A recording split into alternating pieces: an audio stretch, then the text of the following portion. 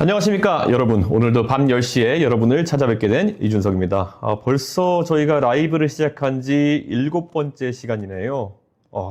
그동안 많은 분들이 정말 함께 해주셨는데요. 오늘은 매일 같은 뉴스가 쏟아지는 탄핵 블랙홀 시국에 여러분의 지루함을 달래주기 위해서 저 이준석이 고른 이슈픽을 따로 마련해서 좀 더 핵심만 쏙쏙 짚어가면서 이야기를 나눠보려고 합니다.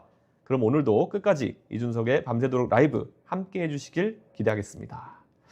매번 라이브 방송 시간이 좀 다른 이유를 설명드리면요. 여러분의 참여율이 많을수록 제가 다음 일정이 없는 한 조금 더 시간을 할애해서 여러분의 질문을 한 개라도 더 답해드리고자 노력하다 보니까 매번 방송 끝나는 시간이 조금씩 달라지고 있는 것 같습니다. 요즘 제 건강 걱정 많이 해주시는데요. 그래서 저는 여러분과 허심탄회하게 소통하는 시간이 정말 즐겁고 소중합니다. 오늘도 많은 질문 실시간 라이브 댓글창이나 채널 커뮤니티 게시판을 통해 남겨주시면 방송 말미에 따로 Q&A 시간에 제가 직접 답변해 드리도록 하겠습니다.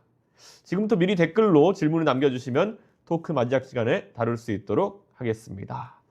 그리고 제가 준스톡이라는 소통 앱 만든 거 아시죠? 기사도 많이 났는데 아직 어플 깔지 않으신 분들, 갤럭시 폰을 사용하시면 플레이스토어, 아이폰을 사용하시는 분은 앱스토어에서 준스톡을 검색해서 깔아주시면 거기서 저와 1대1 대화도 가능합니다. 간혹 검색해도 앱이 안 나온다는 분들도 계시던데요. 지금 나오는 사진은 안드로이드 플레이스토어에서 준스톡을 검색했을 때 나오는 화면입니다. 첫 번째 그 주황색 아이콘 보이시죠? 저겁니다. 아직 안 까신 분들도 서둘러 설치 부탁드리고 주변에 많은 홍보도 부탁드립니다. 아이폰에서는 이준석이라고 검색만 해도 나온다고 합니다. 자, 그러면 이준석의 밤새도록 라이브 7번째 시간 오늘도 활기차게 한번 시작해 볼까요? 합의해놓고 딴 말? 먼저 오늘 제가 고른 이슈픽 연금개혁 이슈입니다. 어렵지만 우리의 실생활과 많이 밀접해 있는 이슈이기 때문에 어제 라이브 시청자들의 질문도 참 많았는데요. 먼저 저는 오늘 일정으로 아까 오후 한 2시 40분쯤에 제가 연금법 개정안 관련 기자회견을 했는데요. 그 시간에도 민주당은 오늘도 국회에서 광화문까지 도보행진한다고 거리 시위에 나섰습니다. 민주당 의원들은 오늘도 의원회관에서부터 광화문까지 도로 가로막고 거리 행진 시위, 여의도와 광화문 안 그래도 막히고 이 마포대교 건너가지고 가는 길이 서울 중심거리입니다. 그런데 시민들 교통에 불편을 끼치는 건 생각 안 하시는 건지 좀 같은 국회의원으로서 아쉽기는 합니다. 국회의원은 국회에서 일을 할 때 가장 멋있다는 생각이 저는 듭니다. 그런데 정말 좀 당황스러운 일이 또 발생했습니다. 거대 여야가 합의로 어제 국회 본회의에서 연금 개혁안이라고 해서 통과시켜놓고 오늘 국민의힘에서 갑자기 반발이 내부에서 엄청 쏟아지는 것처럼 보였습니다. 국민의힘의 연금개혁특위 위원장을 맡고 계신 분이 박수영 의원님이고요. 그리고 특위에 소속된 의원들은 이날 국민연금법 개정에 항의하는 의미로 총사퇴를 했어요. 그러니까 국민의힘의 연금특위위원장 하시는 박수영 의원은 어제 법안이 통과된 직후에 지도부에 그만두겠다라는 일사를 밝혔다고 하는데 심지어 본회의의 직전에 열렸던 의총에서도 반대표가 더 많았다는 겁니다. 사실 어제 제가 표결하고 걸어 내려오면서 유영아 의원님 그리고 또 박수영 의원님이랑 마침 또 국회 본회의장에서 나오면서 같이 걸어가게 됐는데 박수영 의원 평소에 저랑 생각이 다른 점이 많지만은 이분이 한 것 중에서 분산에너지법 그러니까 발전소와 가까운 곳에 전기요금을 좀 할인해주자는 취지의 그 입법은 저도 책에 쓴 적이 있는 거고요. 이번에 연금에 관련해서는 박수영 의원이 굉장히 강단 있게 지금 이제 반대한다고 이야기했는데요. 사실 본회의 직전에 열렸던 의원총회에서 법안 문제점에 대해서 지적했고 실제 의총 투표에서도 그렇고 반대 투표가 많았다는 건데 본회의에서 실제로 108명의 국민의힘 소속 의원 중에서 절반이 넘는 56명이 반대 아니면 기권표를 했다는 거예요. 그래서 박수영 의원이 국회 통과한 연금개혁안이 개악이다 이렇게 얘기했어요. 그래서 그 국민의힘 연금특위가 만든 안이 하나도 반영되지 않은 상태다 이런 식으로 비판하셨는데요. 이 말은 무엇이냐? 바로 권성동 원내대표를 비롯한 윤핵관 지도부가 그냥 밀어붙였다는 거거든요. 이게 무슨 의미일까? 사실 박수영 의원님 말씀에 따르면은 지도부가 전날 아침에도 이런 반대 입장을 전달받고도 박찬대 원내대표 같은 민주당 지도부나 우원식 국회의장 합의했으니까 강행해야 된다. 이렇게 얘기했다고 하거든요. 근데 이게 사실 과거에 2022년에도 비슷한 적이 있었습니다. 2022년에 여러분이 어렴풋이 기억날 텐데요. 검수완박 관련해가지고 그때 그 당시 원내대표가 권성동 원내대표였습니다. 지금은 똑같죠. 그런데 민주당과 합의를 해오고 합의를 했으니까 이걸 밀어붙여야 된다라고 저한테 얘기해서 제가 그러면 윤석열 대통령 그 당선인도 여기에 동의한 거냐 그랬더니 권성동 원내대표가 윤석열 당선인과 합의했다 이렇게 얘기해가지고 그러면은 가자 이렇게 했는데 나중에 당내 반발 그리고 대통령이 갑자기 대통령 당선인이 마음 바꾸면서 그 입장을 뒤집을 수밖에 없는 그런 상황이 있었는데요.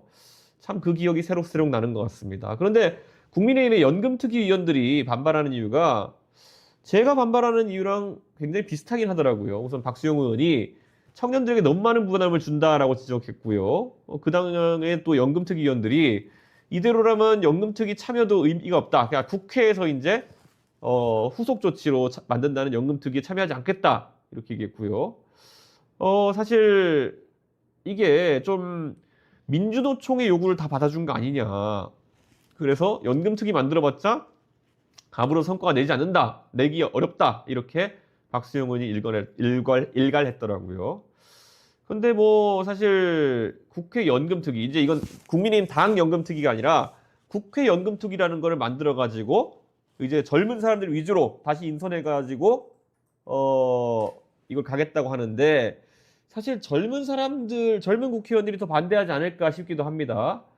국민의힘에 있는 반대파들 중에서는 그러니까 이게 이렇게 보시면 돼요. 보험료율이라고 하는 거는 우리가 내야 되는 돈, 그리고 소득 대체율이라는 거는 나중에 받는 돈을 얘기하는 거거든요. 그런데 이거를 다시 조정할 수 없다고 한다면 특위 출범하기 전에 최소한 자동 조정 장치를 도입하자는 재노의가 필요하다 이런 얘기가 나오는데요. 그러니까 자, 혹시라도 모르는 분들이 계실까봐 이번에 연금 개혁안이라는 것이 뭔지를 설명드리면요. 우리가 이게 소득이 생기면은 그 근로소득에 대해 가지고 국민연금을 내게 되어 있습니다. 근데 지금은 제가 예를 들어 300만 원 번다. 그러면은 9% 정도, 한 27만 원 정도 내는 거예요. 그런데 이거를 13%로 올린 겁니다. 300만 원 벌면은 27만 원에서 요즘 이제 39만 원이 되는 거죠. 이 안에 따르면은 조금씩 이제 올라가긴 할 텐데요. 근데 잘 생각해 보십시오. 이게 뭐 회사가 절반 내고 내가 절반 낸다 이렇게 생각하시는 분이 많은데 어차피 회사에서 내는 돈이라 하더라도 그게 조세의 귀착처럼 어차피 본인 부담에 가깝게 나중에 돌아옵니다. 그렇기 때문에 어쨌든 본인이 27만 원 정도 부담하는 거를 이제 39만 원 정도 늘었기 때문에 한 12만 원씩 이제 매달 내가 국가에 내는 돈이 늘어났다고 보시면 되는 거예요. 그런데 그리고 나중에 이제 연금 받는 돈은 얼마냐 했을 때 지금은 소득 대체율이 40% 정도였는데 이걸 43% 늘려주겠다라고 그냥 약속한 겁니다. 내는 거는 당장 내년부터 쭉쭉쭉 늘어나고요. 나중에 받을 거야 라고 이제 이야기해 주는 거고 다만 이미 은퇴하는 기성세대 같은 경우에는 바로 올려주는 겁니다. 그러니까 지금 만약 20대가 한 앞으로 40년 가까이 연금을 내야 된다라고 하면요. 받는 거는 나중에 40년 뒤에 재정 상황이 좋으면 약속대로 받는 거고요. 아니면 중간에 또 누가 개혁한다고 하면 뜯어 고쳐가지고 지금 내는 건 늘려놓고 나중에 소득 대체율이 내려가면은 굉장히 손해를 보는 겁니다. 이걸 누가 계산해 봤는데요. 여러분이 300만 원 정도 지금 정도 버는 사회초년생이면요.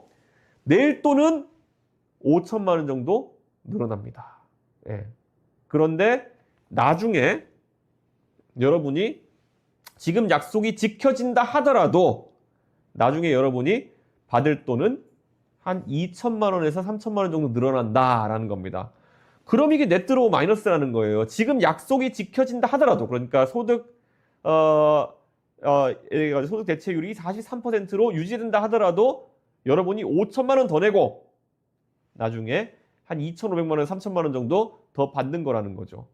그러면은 이미 시작할 때부터 네트로 2천, 3천만 원 마이너스고 여기서 만약에 나중에 어떤 정치인들이 죄송하지만 저희가 약속을 안 지키려고 한 게 아니라요. 돈이 없어가지고 이걸 깎게 되었다라고 주장하면은 그냥 그대로 손해 보는 겁니다. 그러니까 젊은 세대 입장에서는요.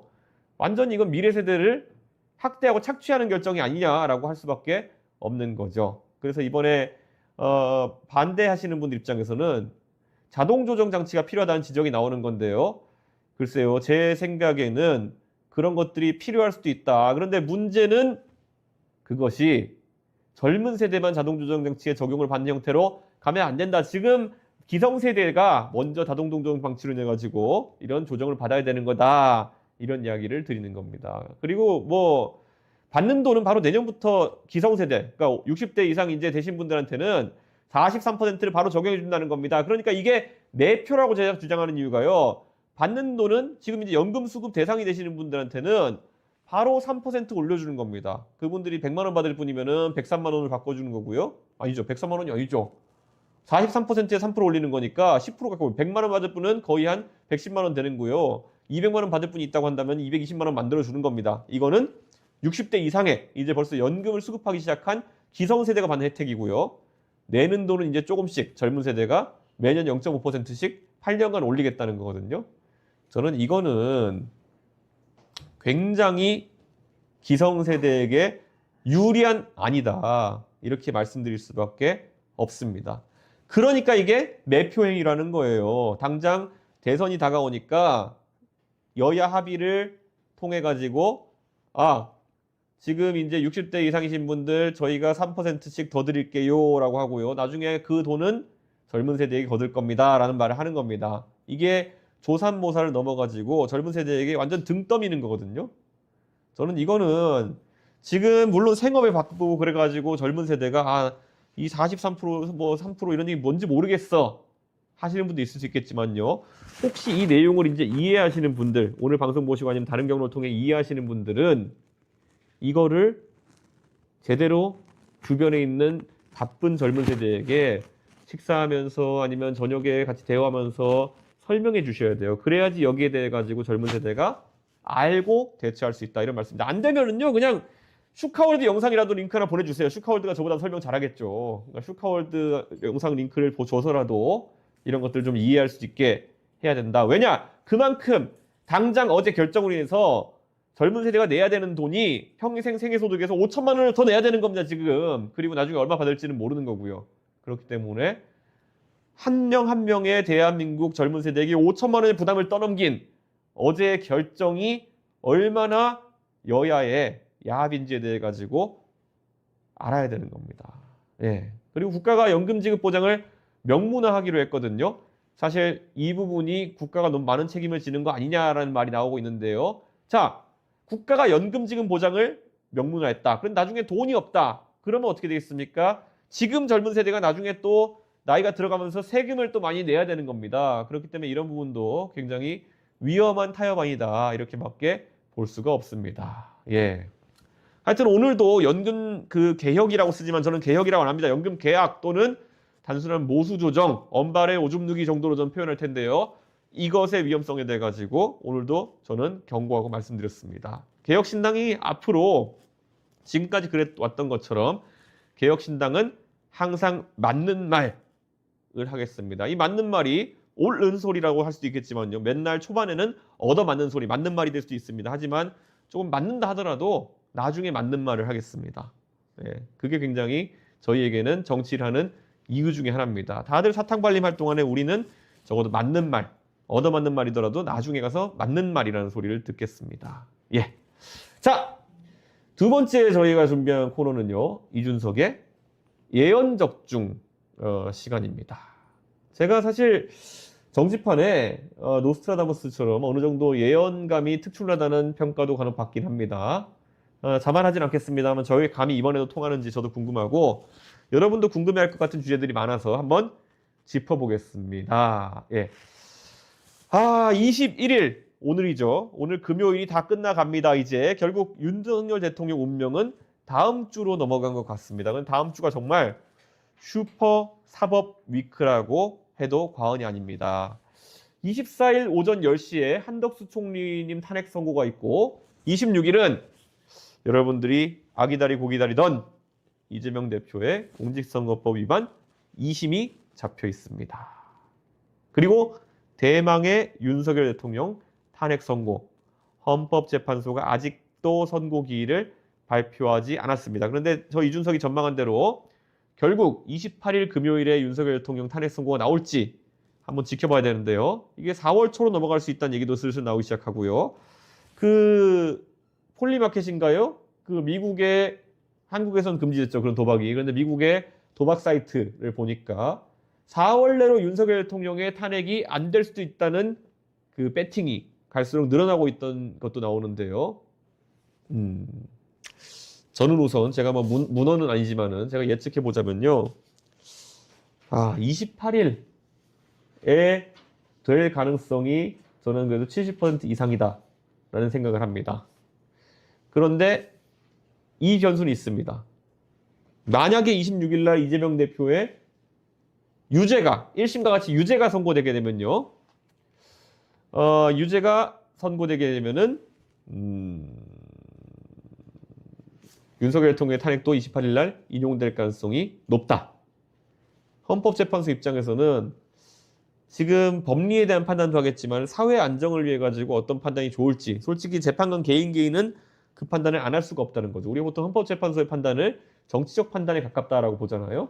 결국 대한민국의 국채를 유지하고 어느 정도 그런 헌법을 지키기 위해 가지고는 본인들이 어떤 잣대를 가져야 될까 그 고민 계속하고 있을 거예요. 자, 그래서 이재명이 유죄면은 윤석열도 인용일 가능성이 높다.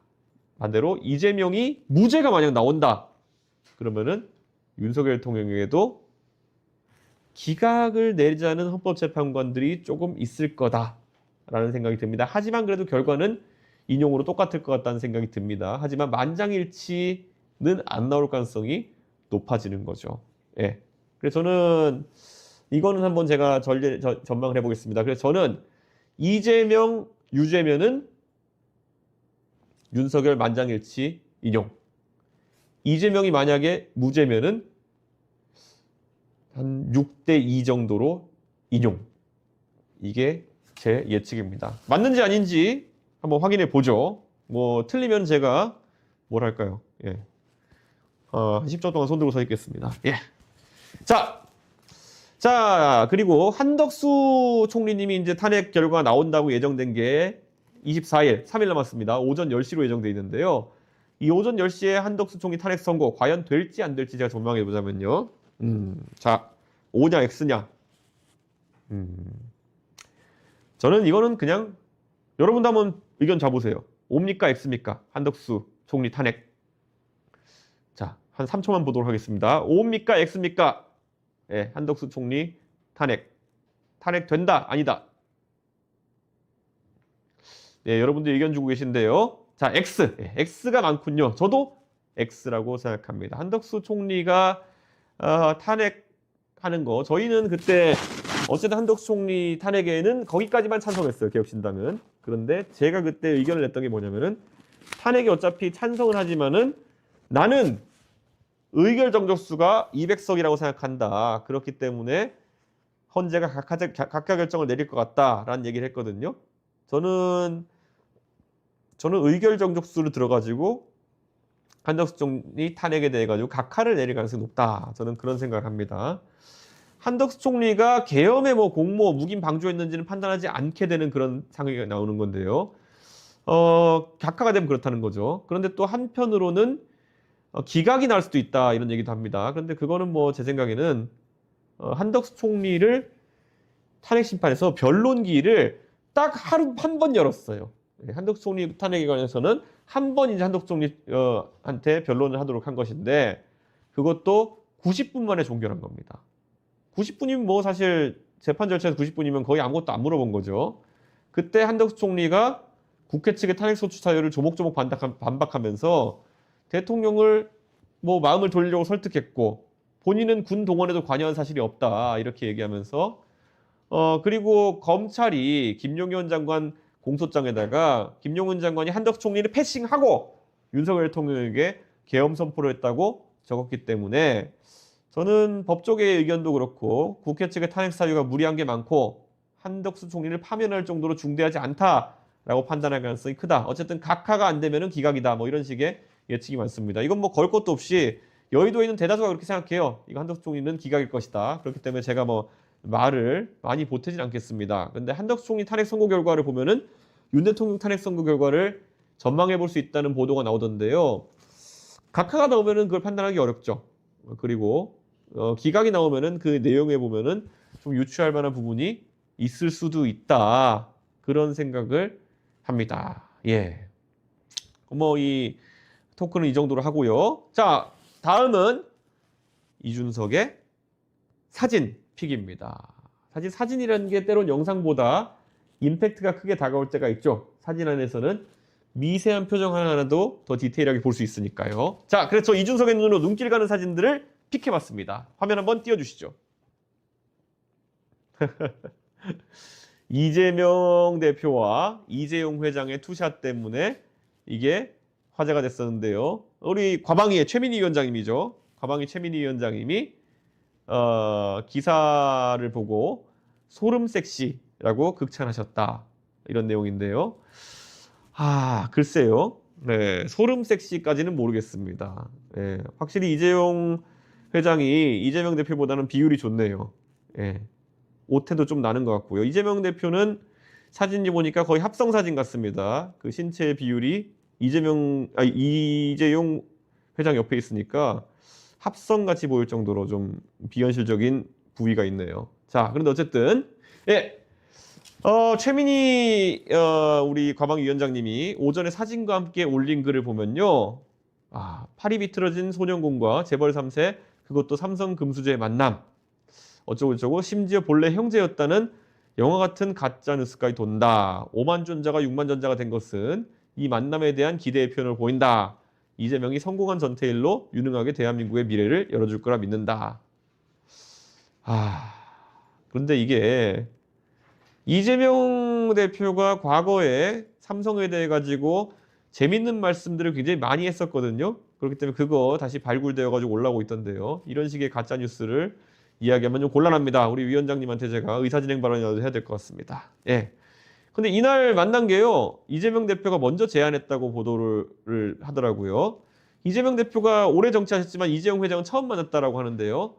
그러니까 이거잖아요. 이재명 대표가 사실 경기도지사도 했고요. 경기도지사 하면 그 안에 삼성반도체 공장도 있고요. 만날 일이 맞는데 그 전까지는 만나는 게 본인의 삶에 유리하지 않다. 왜냐 본인은 뭐 반재벌, 반기업 정서가 어느 정도 있다고 인식되고 있었기 때문에 그 만나는 게 자기 지지층에게 좋지 않을 것이다 판단했을 것 같거든요. 경기도지사가 뭐 만나자면 안 만났겠습니까? 근데 이번에 처음 만났다는 것이 결국은 이재명 대표가 본인의 반기업 정서나 이런 것에 대해 가지고 이미지 변신이 필요하다고 생각이 아닐까 이런 생각하는데요. 이재명 대표가 아무리 그렇게 한다 해도 기업은 두려워할 겁니다. 이재명 대표가 얼마나 많은 기업 활동에 대한 억압을 할지 이런 걸 고민할 것 같습니다. 이날 주요 논의된 내용이라고 하는 거는 청년 취업 지원 방안을 논의하기에 마련했다는데요. 삼성 소프트웨어 아카데미 서울 캠퍼스를 방문해가지고 이재용 회장과 얘기를 했다고 하는데요. 10분 정도 비공개 면담을 했다고 합니다. 거기서 삼성이 잘 돼야 나라가 잘 된다 라면서 삼성의 역할을 강조했다고 하는데요. 엔비디아를 만들어서 30%를 국부로 편입해야 된다라고 하시는 분이 이미 대한민국에서 많은 세금을 내고 있는 삼성에 또 무리한 요구를 하겠다는 얘기는 하지 않았을지 그런 게 걱정됩니다. 사실 이재용 대표가 이슈몰이 좀 하셨습니다. 그런데 좀 웅성웅성 하는데요. 민주당 지지자들이 자꾸 하는 얘기는요. 이재명 대표보다 이재용 회장이 이거를 선택한 것이 아니냐는 의미부여를 하는 것 같아요. 그러니까 삼성이 헌법재판소에 보내는 메시지다. 이재용이 이재명을 선택했으니까 질질 끌지 말고 윤석열 대통령 탄핵 선고해라 이런 것 같은데 기승전 탄핵으로 요즘 이재명 대표가 좀 심리 상태가 불안해 보이는데 지지층도 거기에 좀 영향을 받는 것 같습니다. 그래서 그 좀 이재명 대표 요즘 들어서 심리적으로 좀 불안한 모습을 많이 보이고 있는데요. 저는 이재명 대표가 이재용 회장을 만나면서도 그런 압박을 하지 않았을까라는 걱정을 하는데 지지층이 제 우려대로 비슷한 메시지를 발산하고 있네요. 예, 이재명 대표 얘기는 여기까지 하고요. 자, 다음 사진 한번 보겠습니다. 예, 달걀 테러가 자작극이다. 예, 다음 사진 한 개 더 준비됐는데 한번 볼까요? 예, 어제 백혜련 의원에 대해 가지고 이야기를 했었는데요. 야, 이게 고발하고 일단락되는가 했더니만은 또 여야가 자작극 공방으로 이제 만들어 보고 있습니다. 그래서 국민의힘 윤상현 의원이 저희 옆방 의원이죠. 아까도 오면서 반갑게 인사를 했는데요. 그 계란 투척 사건을 놓고 민주당의 자작극 위헌성이 제기됐다라고 말한 건데요. 민주당에서도 가만히 있지 않겠죠. 당연히 음모론은 테러 동료 행위라면서 반발하고 있습니다. 그런데 이 얘기가 근거가 있는 얘기인가 보니까요. 온라인에서 계란을 던졌다고 지목된 사람의 등에 대통령 파면이 적혀 있다는 사진이 유포된 겁니다. 그런데 이게요. 사실 이런 게 사진은 도는데 이 사람이 계란을 던졌는지 증명할 수 있는 영상이 없어요. 그래서 민주당에서는 최소한 증거라도 돼야 된다면서 망상에 불과하다라고 비판하고 있는데요. 일각에서는 달걀 테러로 국면 전환을 하는 거 아니냐 이런 얘기 나오는데요. 어제도 말했지만은 2002년에 노무현 대통령 후보 당시에 농민대회 연설하시던 중에 농민이 던진 달걀을 맞고 입을 감싸는 장면, 이건 영상으로 보신 분들도 꽤 있을 텐데요. 2002년 여의도 한강둔치에서 농민대회가 열렸는데 노무현 대통령 후보한테 한 농민이 달걀을 던졌는데 이게 참 놀라웠던 게 이게요, 먼 거리에서 달걀을 던진 거거든요. 근데 이게 정확히 이게 그 입 주변에 이제 맞으셨는데 사실 그렇게 먼 거리에서 투척했으면 더 좀 그 위험한 부위, 뭐 눈이라든지 이런 데 맞을 수 있었는데 그래도 이제 그 턱 주위에 이렇게 맞으셔가지고 불행 중 다행이다, 뭐 약간 이런 생각을 했는데 사실 그때 노무현 대통령은 고발 조치를 하신다거나 그러기보다는 크게 개의치 않는다는 태도를 보이시면서 대응했던 것으로 전해집니다. 노무현 대통령은 원래도 그런 좀 성격이시지만은 그때도 대범하게 대처하셨던 것 같아요. 그리고 이낙연 전 총리 같은 경우에는 21년 5월에 춘천의 중앙시장을 방문했다가 그 춘천에 레고랜드 있잖아요. 지금 레고랜드 뭐 잘 안 된다고 하고 있는데 레고랜드 반대하는 단체 관계자가 던진 계란을 이제 맞는 장면이 있습니다. 예. 근데 이낙연 총리님 같은 경우에도 그런 투척을 이제 받으셨고요.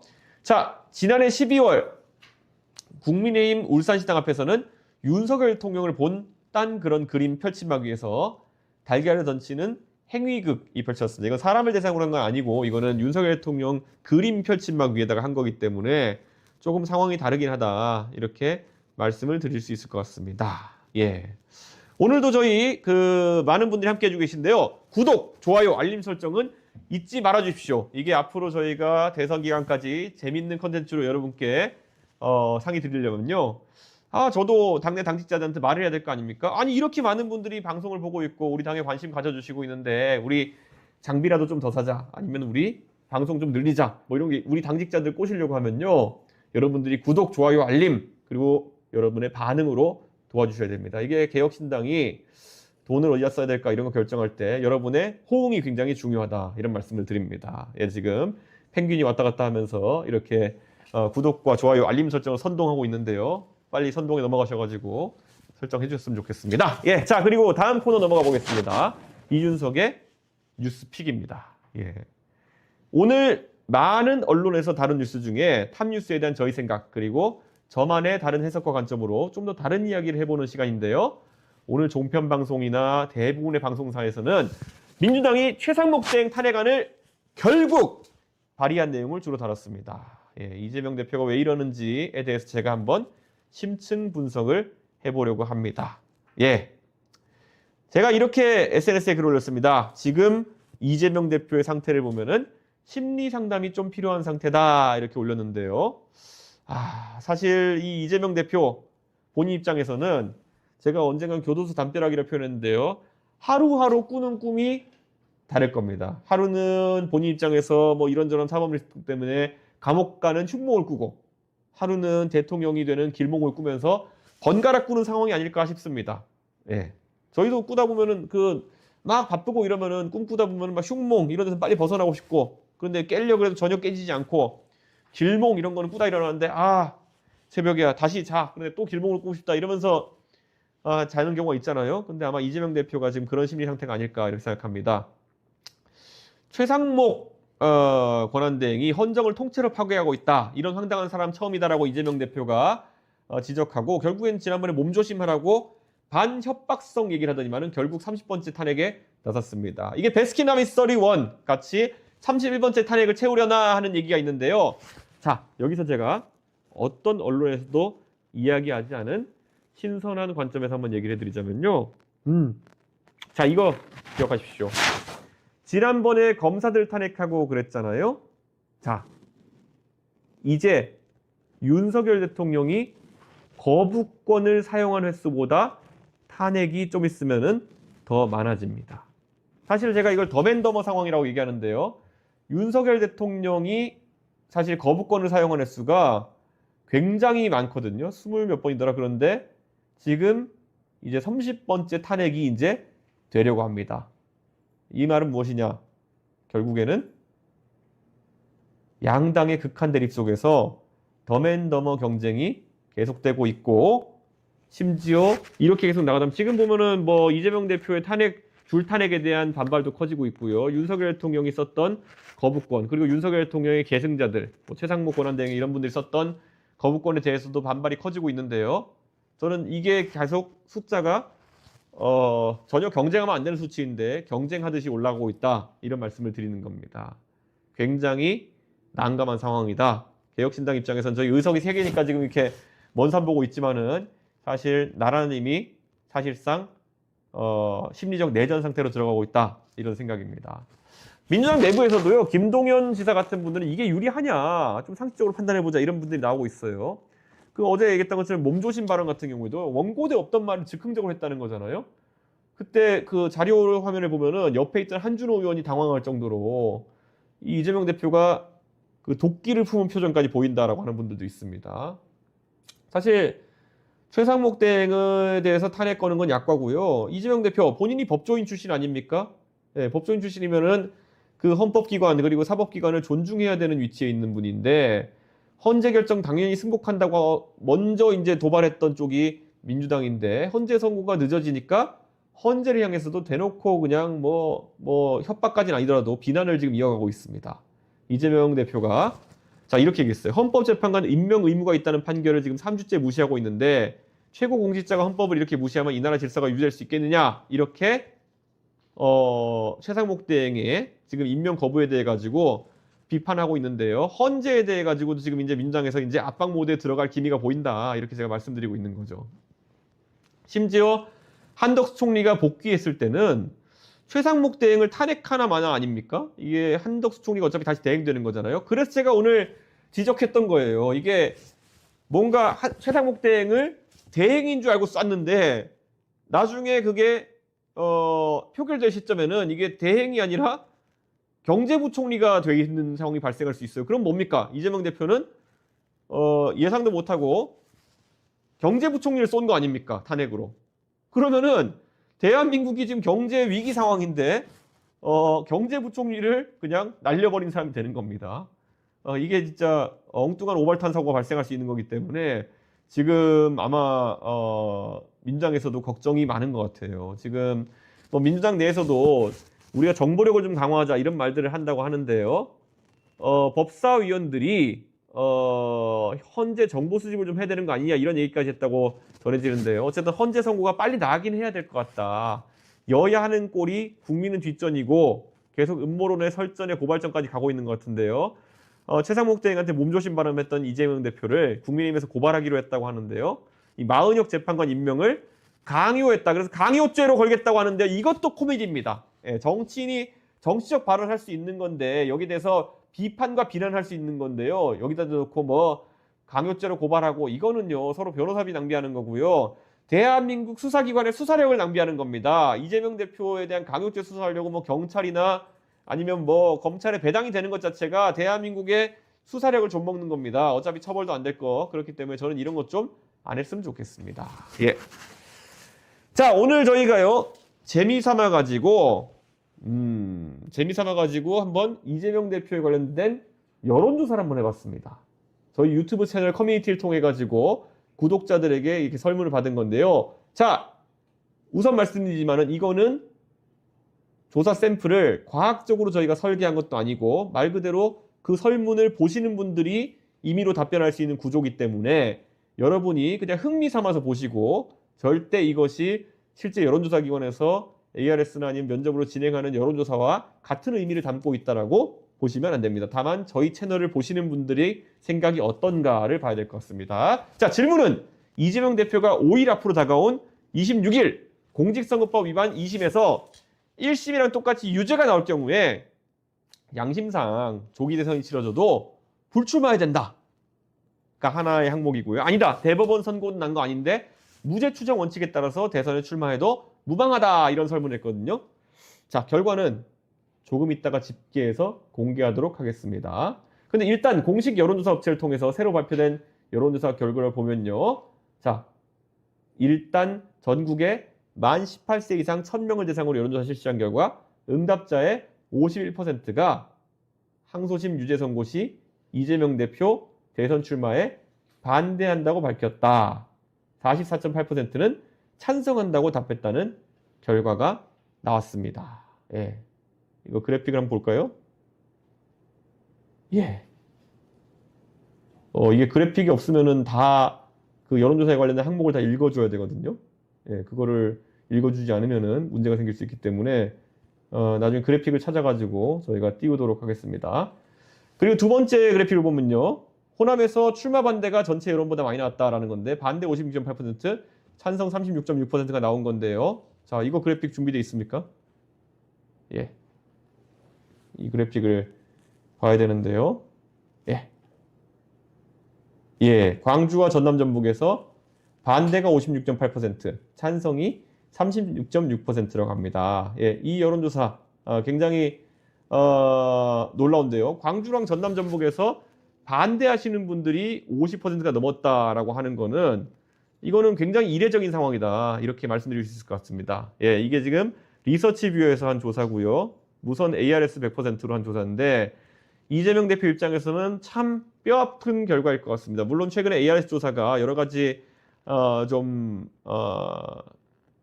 부정확성이 이슈가 되기도 하지만요. 그래도 광주 전남북에서 반대 56.8%는 뭐 이재명 대표에 대한 민주당 지지층에서도의 반발 여론이 있으니까요.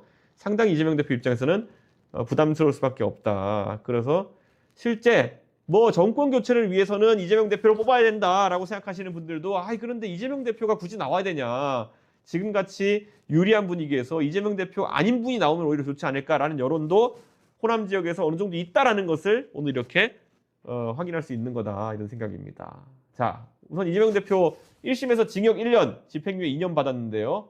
검찰이 항소심에서도 징역 2년 구형 받았거든요. 이게 2심에서 뒤집어질 가능성이 얼마나 되느냐. 솔직히 말하면은 이게 백현동 관련해 가지고 뭐 국토부에서 공문을 받았는지 이거는 정말 뭐라고 변명할 여지가 없는 거짓말에 가깝다 저는 이렇게 생각하고요.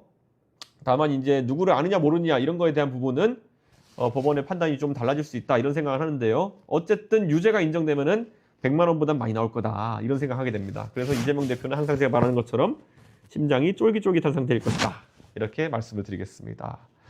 조기 대선이 5월 중반으로 생각되는 가운데 대선 전에 대법원 선고가 나올 확률도 있다 보시나라고 물어보는데요. 저는 가능하다. 왜냐? 탄핵이 만약에 3월 말 4월까지 밀린다고 했을 때 그럼 2달 정도의 시간이 있는데요. 대법원 선고가 3달 내에 한다라는 거지 보통 쟁점 사안이 없으면은 2달 안에 나오는 경우도 있습니다. 그렇기 때문에 제가 항상 얘기하는 것처럼 이재명 대표는 마음이 쫄깃쫄깃하다. 이런 말씀드리겠습니다. 자, 그러면은 이준석 유튜브 커뮤니티 자체 조사. 다시 말씀드리지만 전혀 과학적으로 설계된 조사는 아니고요. 흥미 위주로 봐주셨으면 좋겠습니다. 저희 유튜브 커뮤니티에서는 조사 9시경 기준으로 저희가 자료를 준비했는데요. 지금 결과치를 보면요. 82% 정도가 이재명 대표가 2심 유죄 시에는 대선 불출마해야 된다. 18% 정도가 대법원 선고 안 나왔으면 출마해도 무방하다. 3,500명 정도 투표해 주셨는데요. 샘플은 많지만 아까 말한 것처럼 과학적으로 모인 샘플이 아니라는 거 강조하겠습니다. 그런데 이재명 대표 2심이 아니라 2심 할아버지가 와도 이제 출마 강행할 것 같거든요. 사실 왜냐하면 이재명 대표는 한다면 합니다. 좋은 의미든 나쁜 의미든 이재명은 합니다. 과거에 재보궐선거 출마하기 해가지고 생짜로 계양구 국회의원이던 송영길 대표를 뜯어내고 거기에 본인이 출마했던 사람 아닙니까? 그리고 당대표 연임에도 그냥 도전하고 이러면서 욕을 먹어도 그냥 앞으로 밀고 나가는 그런 약간 불도저적인 성격이 있는 분이기 때문에 저는 2심 나온다 하더라도 이재명 대표는 별로 개의치 않을 것이다. 저는 그런 생각을 합니다. 자, 어쨌든 오늘 토크 여기까지 하고요. 다 구독, 좋아요, 알림 설정 다시 한번 부탁드립니다. 이제 드디어 여러분들이 기다렸을 시간입니다. 댓글 Q&A 시간인데요. 준석이에게 물어봐 시간입니다. 예, 여러분의 질문을 댓글로 받고 제가 직접 답해주는 시간입니다. 사전에 저희 채널 커뮤니티 게시판을 통해서 받은 질문을 저희가 선정한 것도 있고요. 지금 이 시각 라이브 방송을 통해서 남겨주시는 실시간 질문도 바로바로 체크해서 답해드릴 수 있도록 하겠습니다. 예, 준스톡 앱을 까신 분들이 준스톡 질문에도 답이 없어요 라고 하는 분들이 있는데요. 지금 제가 뭐 하나 올릴 때마다 한 500분에서 600분 정도가 답을 기다리고 계시는 상황입니다. 그만큼 앱이 활성화가 되고 있는 과정인데요. 제가 거의 이동 중에 아니면은 제가 시간 날 때 틈틈이 답을 하고 있습니다.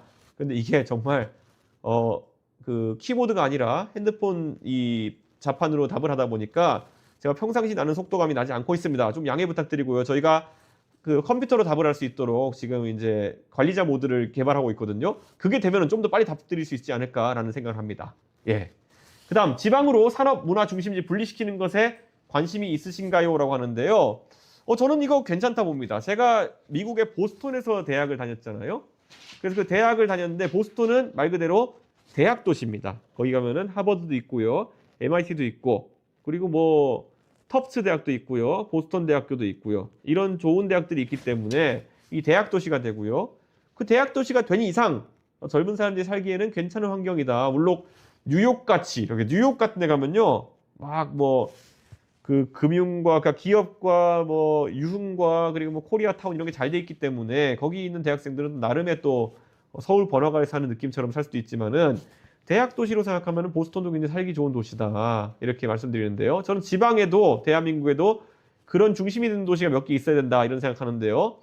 과거에 이제 대전이 유성 일대가 이제 연구원과 대학생들이 많은 사는 도시로 발달시키려고 했는데 요즘은 대전이 약간 연구원이나 이런 과학기술인들이 살기에는 괜찮은 도시지만은 대학교가 예전만큼 이제 수도권 선호가 예전보다 강해지면서 대전에 있는 대학들이 좀 어려워하고 있는 그런 상황인데요. 저는 대전은 앞으로 철저하게 그런 대학과 고등 연구 이런 것들을 메카로 키워나가야 된다 이런 생각하고요.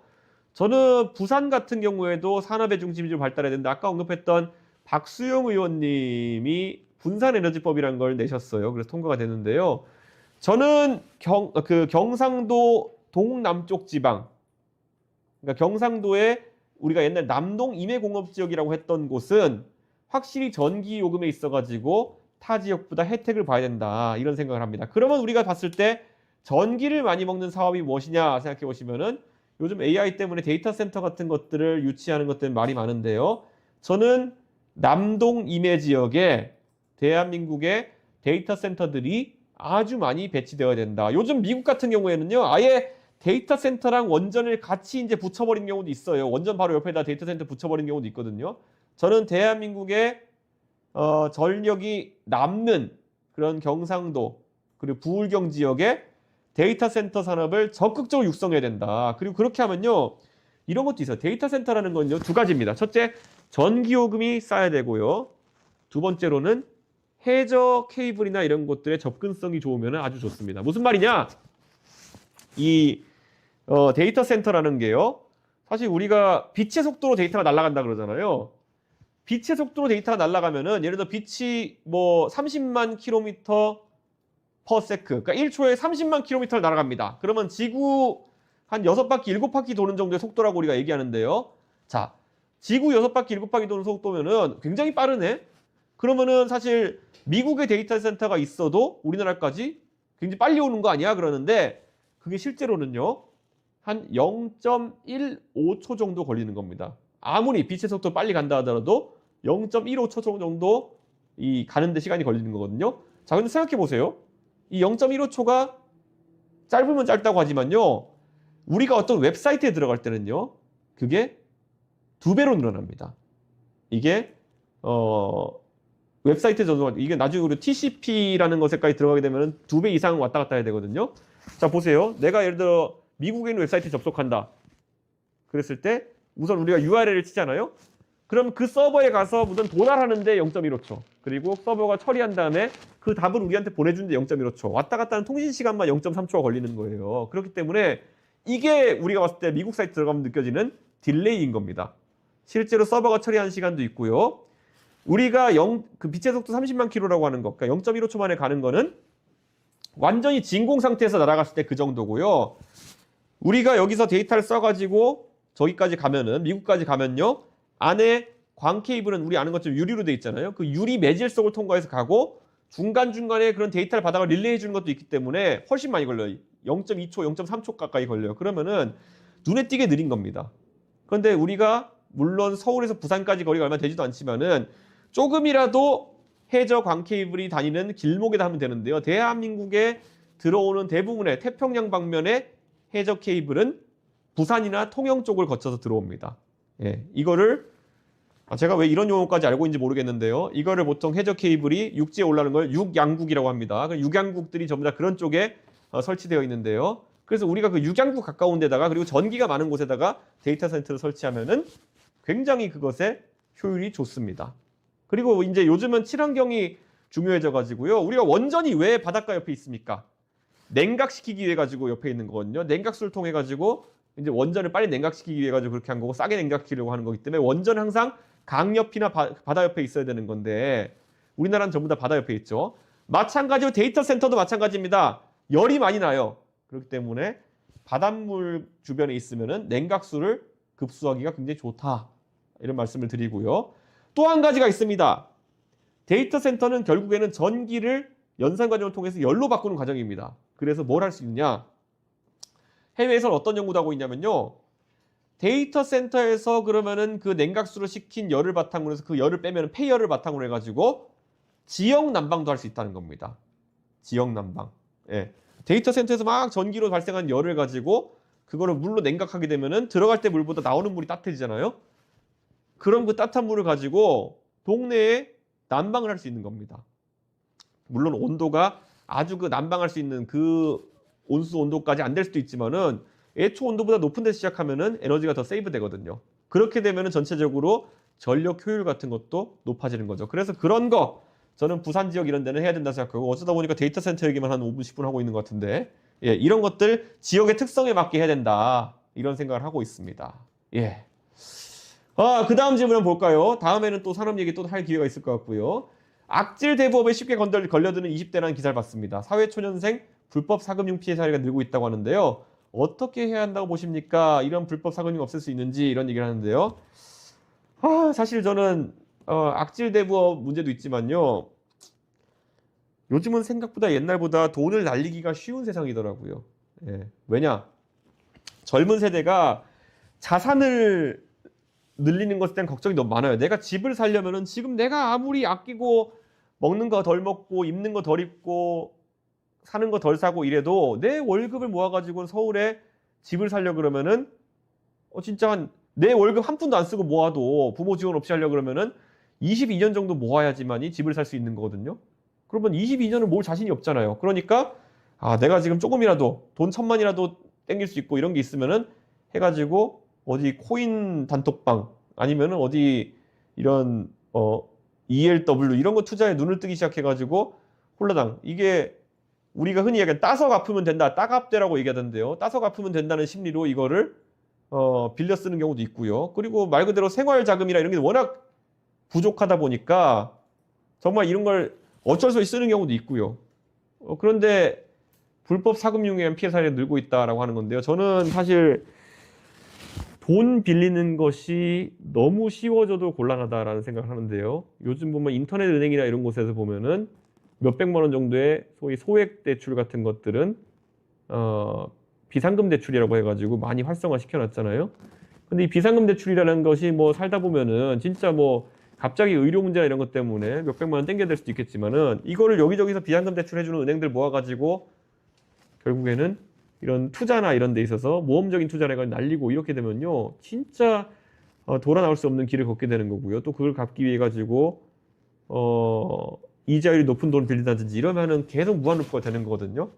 저는 그래서 과거에 이제 재형저축이라고 하잖아요. 재산형성저축. 재형저축 제도가 예전에 우리나라가 이자율이 한 10몇 프로 되고 이럴 때는 그 10몇 %에다가 이렇게 돈을 투자하고 이렇게 해서 시드머니를 젊은 사람들이 모을 수 있게 하는 그런 문화가 있었는데 요즘은 이자율이 워낙 낮다 보니까 재형저축이나 이런 것들도 이자율이 낮을 수밖에 없고, 그럼 젊은 세대가 이런 것들을 좀 모으기 어려운 상황이고, 그래서 좀 위험한 투자에 많이 나서게 되는데요. 저는 재형저축 성격의 금융상품들, 지금도 조금은 있지만요, 좀 더 파격적인 조건의 금융상품들 같은 게 있었으면 좋겠다 하는 생각이고요.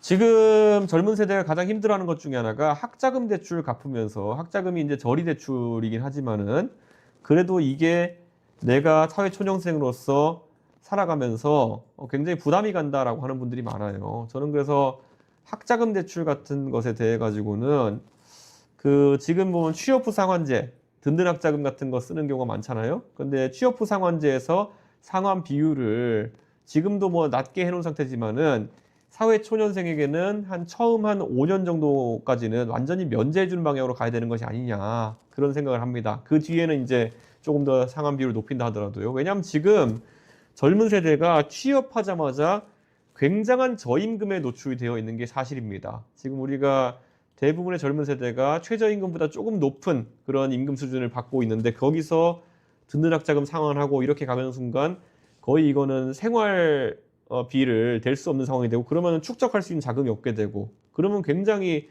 이런 모험적인 투자 이런 게 끌리게 돼 있거든요. 저는 든든 학자금에 대한 상환 비율 자체를 좀 조정할 필요가 있다, 저는 그런 생각을 합니다. 예. 저한테 이제 방금 전에 속보가 났네요. 윤석열 대통령은 체포 방해 혐의 한 김성훈 경호차장이 구속영장이 기각됐다, 이렇게 얘기하는데요. 좀 답답하긴 합니다. 저는 김성훈 경호차장이라는 이분이, 그러니까 기각됐다 그러면은 결국에는 이분은 명령을 따르는 입장이기 때문에 책임이 크지 않다라고 본 게 한 가지일 것이요. 그리고 방어권을 제한한다, 그리고 도망할 염려가 없다라는 걸 텐데요. 사실 이 김성훈 차장이라는 분이 어느 정도는 본인의 직분에 충실하다 볼 수 있는 것도 있겠지만은, 결국에는 경호처 사람들을 동원해가지고 윤석열 대통령 부부에 대해서 과도한 심기경호나 이런 걸 했던 거 아니냐라는 지적도 있는 것 같고요. 그리고 한편으로는 지난번에 공수처의 영장 집행을 할 때 공수처가 좀 이런 실무적인 부분에 약한 것도 있지만은, 결국엔 경호처가 초반에 긴장감 있는 분위기를 연출함으로 인해 가지고 계속 지연됐던 거 아닙니까? 저는 그 부분에 있어서 김성훈 차장이 책임질 부분이 있다 생각하는데요. 어쨌든 구속영장이라고 하는 거는 처벌의 의도보다는 어쨌든 도주나 증거인멸의 우려를 살피는 거기 때문에 이것도 법원의 판단을 존중해야겠죠. 사실 법원을 존중하지 않고 이제 정치인이 아무 말하기 시작하면은 이거는 이제 무법천지가 되는 거기 때문에, 저는 제가 약간 아쉽거나 불만이 있어도 웬만하면 법원의 판단을 존중하려고 합니다. 예. 자, 그 다음 질문으로 이런 게 있습니다. 김정은을 얘기하면 김정은과 친해질 수 있겠냐라는 얘기를 하는데요. 최근에 김정은 사진을 하나 봤는데, 김정은 갈수록 몸매가 진짜 이분이 거의 판다형 몸매 이런 것처럼 돼가고 있는 것 같은데, 술 좋아하고 이러는 것 같은데, 윤석열 대통령이랑은 많이 친해질 수 있을 것 같은데, 저랑은 제가 그 정도로 술 잘 마시지 못해가지고 자신이 없긴 한데요. 그런 사진을 예전에 본 적이 있어요. 김정은이 어디 북한 선전방송 같은데 자료 화면으로 잡혔는데요. 그 아이맥을 쓰고 있더라고요. 그리고 그 안에 Gmail 로그인 된 화면이 이제 떴는데요. 그렇다면은 김정은은 생각보다 우리랑 비슷한 것들을 쓰고 있는 사람이 아닐까. 비슷한 문화에, 물론 북한 대중에게는 그렇게 안 비춰지기 위해 노력하겠지만요. 실제로는 우리 같이 그냥 인터넷을 즐기고 이런 사람이 아닐까. 어쩌면 여러분들이 인터넷 사이트에서 김정은을 만났을 수도 있습니다. 예, 그런 생각이 들기도 합니다. 예전에 이거 얘기하니까 약간 좀 생각나는 게 있는데, 사실 재벌을 보면 우리가 재벌의 삶도 되게 우리랑 다를 거라 생각하잖아요. 근데 가장 놀랐던 게 뭐냐면은, 그때 많은 분들이 기억하는지 모르겠는데 팍스넷 사건이라는 게 있었거든요. 그 팍스넷이라고 주식 사이트가 있잖아요. 근데 그 주식 사이트에 굉장히 본인이 화끈한 투자를 한다, 그리고 본인이 재산이 많다, 이렇게 과시하던 그 유저 한 분 있었는데, 많은 사람들이 저 사람 허세 부리는 거 아니냐, 저 사람 이상하다, 이렇게 하고 해보려면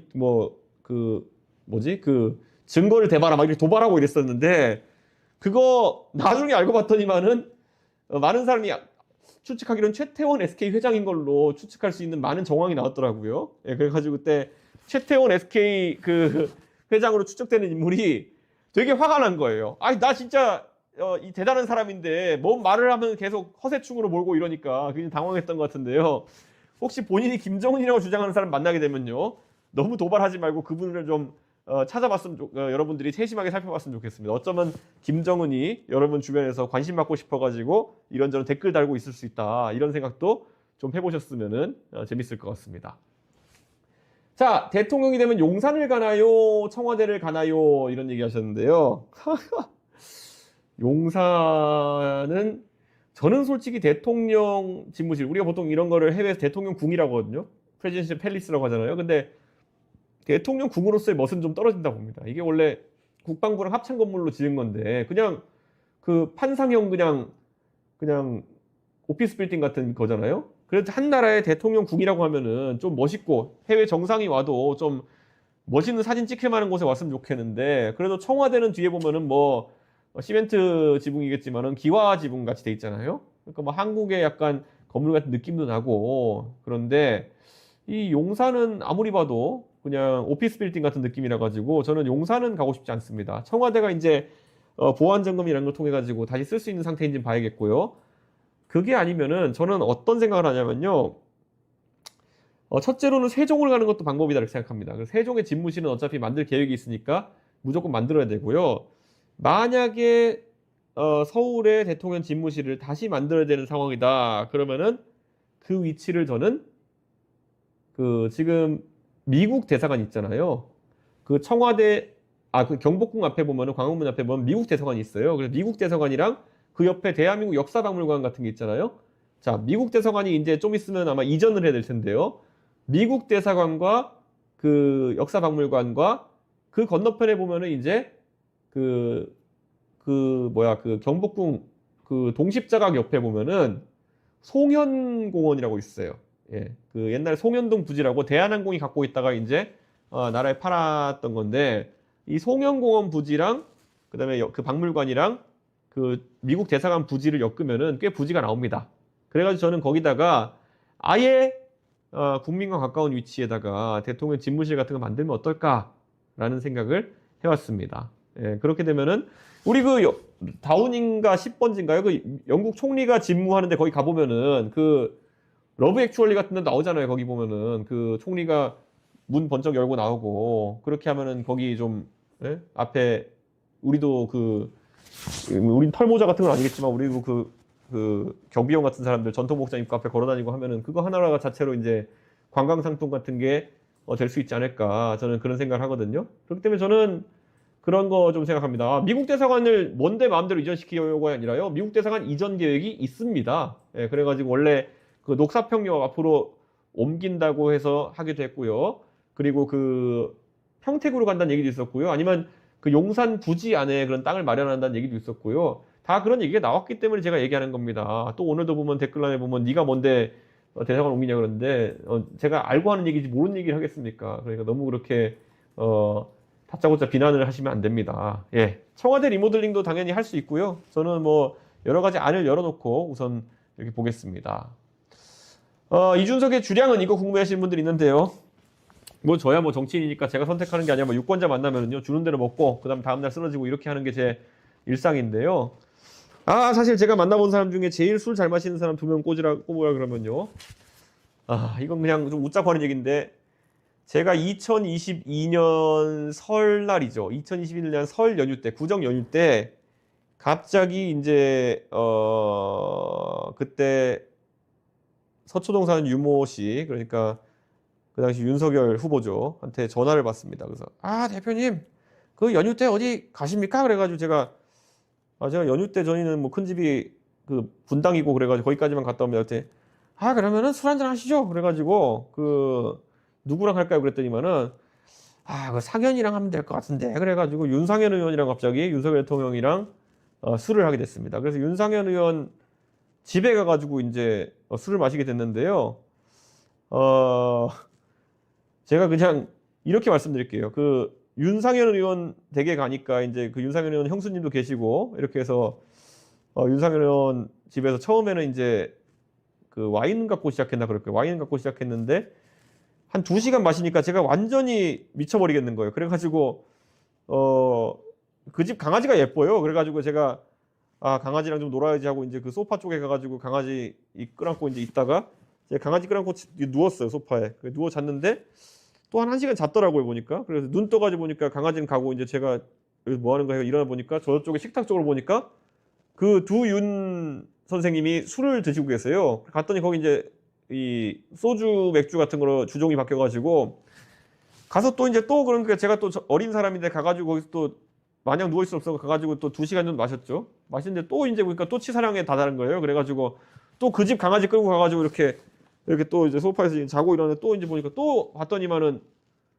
그 1시간 정도 또 이제 있다 일어났더니만은 또 아직까지 그때까지 마시고 있는 거예요. 그래가지고 뭐 갔는데 뭐 그때 이제 그 정도 되니까 그 당시에 윤석열 그 당시 후보가 저한테 맨날 혼나고 이러니까 뭐 저한테 하다가 그날은 기분이 너무 좋은 거예요. 아, 이준석이 술도 못 먹고 이렇게 해가지고 내가 얘를 술로 짓밟았다 이런 생각이 이제 해가지고 그때 가니까 막 아, 대표님 뭐 술도 좀 약하시고 그러시네. 그래가지고 술도 잘 드셔야 되는데 막 이러고 이제 또 허세 섞인 또 이런 걸 또 하더라고요. 그래가지고 제가 그때 이후로 약간 좀 당황했었는데 하여튼 그날 거의 새벽 4, 5시에 거의 기어서 그 집에서 나왔던 기억이 납니다. 그래가지고 그때 뭐 새벽 4, 5시도 되니까 그때 제가 차를 끌고 왔던 것 같은데 뭐 대리운전 없고 그래가지고 차에서 한 3시간 퍼질러 있다가 아침에 대리운전 와가지고 이제 갔던 기억이 났는데 굉장히 충격적인 그런 아마 대한민국 정치계에서 술 가장 잘 먹는 2명 사이에 껴가지고 내가 무슨 짓을 한 건가 이런 생각이었거든요. 그러고 나서 제가 기억나는 게 이제 3월 31일이 제 생일이잖아요. 그러니까 3월 31일에 이제 그때 윤석열 당선인이죠. 그러니까 그 아침에 이제 출근하면서 그 아크로비스타에서 자기 인수위 사무실로 출근하면서 전화가 온 거예요. 그래가지고 딱 전화 와가지고 아, 대표님 오늘 생신이시네? 이래가지고 제가 그래가지고 예, 맞습니다. 오늘 제 생일입니다. 그랬더니만은 아, 대표님 제가 원래 생일이면은 다 와인 같은 거 좀 보내드리는데 대표님 술 못 먹잖아? 이러는 거예요. 그래서 아, 아직까지도 이 도발이네 이런 생각했어요. 그래서 그 도발을 당하면서 아, 그래도 뭐 주시면 고맙게 먹죠. 그랬더니 안돼 대표님 일해야 되니까 쓰면 안 되고 제가 그 케이크 하나씩 보내드리겠습니다. 이래가지고 끝까지 도발하고 이렇게 전화를 끊더라고요. 예, 그래가지고 근데 그날 그래서 제가 이 사진 들고 찍어서 제가 페이스북에 올렸던 것 같은데 그게 조선 호텔에 가만 있는 그 베이커리에 중간에 들려가지고 윤석열 대통령이 그 딸기가 박혀있는 케이크던가 그거를 보냈던 기억이 납니다. 그래서 윤석열 대통령이 가끔 가다 보면 그런 좀 그 웃긴 사람이긴 해요. 하여튼간 그 웃긴 사람인데 좀 웃기기만 하면 되는데 그게 이제 탁 이렇게 딱 획 돌아버리면은 그게 이제 꽂힌 방향대로 너무 불도저 같이 가가지고 그게 밀어버리니까 문제지. 하여튼 근데 윤석열 대통령이랑 저랑 뭐 그냥 그런 약간 좀 웃긴 추억 같은 것도 있습니다. 예. 그래가지고 윤석열 대통령이 사실 그 술에 관해서는 본인이 굉장히 그 자부심 많이 세우는 분이다 그런 생각이 있고요. 저는 그냥 주는 대로 마십니다. 예. 재벌 개혁이나 재벌 폐지냐 이거에 대해서 어떤 분이 질문하셨는데요. 사실 재벌을 뭐 폐지하는 건 말도 안 되고요. 재벌 개혁에 대해서는 뭐 이걸 개혁한다 될 것도 아니고요. 우리는 공정한 원칙을 세워야 된다 이런 생각합니다. 그래서 제가 지난번에도 상법 개정안에 저는 어느 정도 동의한다 이렇게 얘기했던 게요. 지금 국내 주식 시장이 이렇게 좀 저평가되는 이유는 재벌들이 이게 지금 우리나라의 그 총수들이 대부분 3세대잖아요. 이재용 회장이나 아니면 뭐 구강모 회장 이런 분들까지 가지고 보통 3세대 회장들이 이제 하고 있는데요. 이분들이 상속을 받을 때마다 상속세 때문에 지분이 희석되니까 상속세 탓을 맨날 하시면서 그래서 이제 우회 상장이라든지 우회 상장 아니죠. 그러니까 쪼개기 상장. 말하자면 쪼개기 상장이라든지 아니면은 또 저 뭡니까? 옛날에 그 일감 몰아주기 이런 것들로 이제 사실상 그 그룹의 부를 이제 어느 정도 몰아주게 해가지고 상속 자금을 마련하시고 이런 경우가 있는데요. 저는 이거 이미 그렇게 상속받고 넘어가신 분도 있겠지만 앞으로 그렇게 받으려고 기다리는 분들도 있거든요. 근데 저는 이거 좀 위험하다라는 생각이 듭니다. 그런 게 바로 주주들의 가치를 훼손하는 거기 때문에 저는 상법 개정안에 있어가지고 기업이 주주들의 가치를 우선해야 된다라는 그런 취지 자체는 굉장히 공감합니다. 그것 때문에 경영권 세습이 어려워졌다는 그 재벌들의 말을 들으면서 그럼 취지에 맞네 이런 생각을 하긴 하고요. 경영권에 대해 가지고는 오히려 좀 재벌 지금 4세나 이런 분들 같은 경우에는 글쎄요. 저는 세계의 그 존경받는 기업들 보면은 예를 들어 마이크로소프트 같은 경우에도 보면 빌 게이츠가 창업한 다음에 재단으로 빌 앤 멜린다 게이츠 재단으로 대부분의 이제 재산을 넘기고 이제 기부 활동을 넘기고 이렇게 가고 있는데요. 그렇게 되면은 오히려 상속세에서 좀 자유로워진 측면이 있습니다. 예, 그렇기 때문에 만약에 그런 사회 공헌 활동을 하기 위한 재단을 설립하고 거기다가 만약 재산을 넘기고 그러면은 그 재단은 재단 이사장을 하는 형태로 해가지고 또 재단의 지분에 대한 영향력을 행사할 수 있거든요.